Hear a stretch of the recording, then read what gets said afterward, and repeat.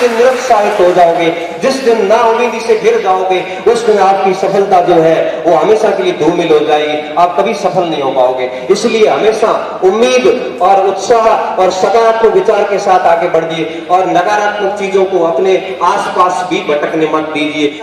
इरादों को पसीने की स्याही से लिखा है, उनके मुकद्दर के पन्ने कभी कोरे नहीं जाते। ध्यान रखना, जिन्होंने पसीने की स्याही से अपने इरादों को लिखा है, उनके मुकद्दर के पन्ने कभी कोरे नहीं जाते। मुकद्दर का मतलब होता है भविष्य, उसका भविष्य कभी खाली नहीं जाएगा, उनको कभी असफलता जो है वो नहीं मिल सकती। कहने का मतलब ये है कि काम करिए और काम न होने का बहाना नहीं होना चाहिए हमारे पास कि मेरे से इसलिए नहीं हुआ।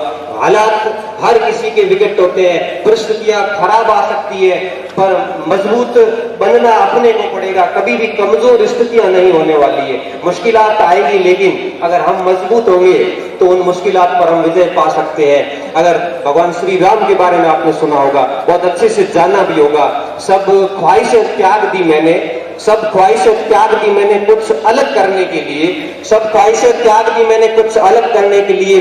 राम ने भी बहुत कुछ खोया था श्री राम बनने के लिए, राम ने भी बहुत कुछ खोया था श्री राम बनने के लिए। अगर आप ये सोच रहे हो कि हम बिना कुछ खोए बड़ी आसानी से बहुत कुछ पा लेंगे, तो बड़ी गलत फहमी में है।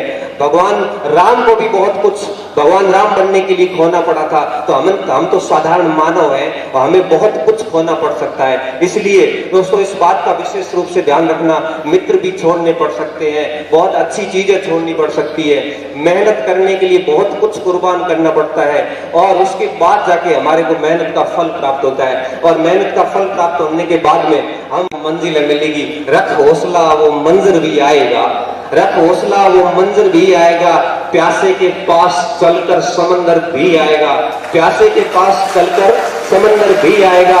ए मंजिल के मुसाफिर टूट हार के बैठना मत, ए मंजिल के मुसाफिर टूट हार के बैठना मत, कोशिश करते रहना, मंजिल भी मिलेगी और मिलने का मजा भी आएगा, मंजिल भी मिलेगी और मिलने का मजा भी आएगा। कहने का मतलब ये है कि कभी भी हौसला मत छोड़ना, उम्मीद जो है हमेशा रखना और निरंतर मेहनत करते रहना। अगर ये सारी चीजें करते रहोगे तो आपको कोई भी परिस्थिति आपके ऊपर हावी नहीं हो सकती।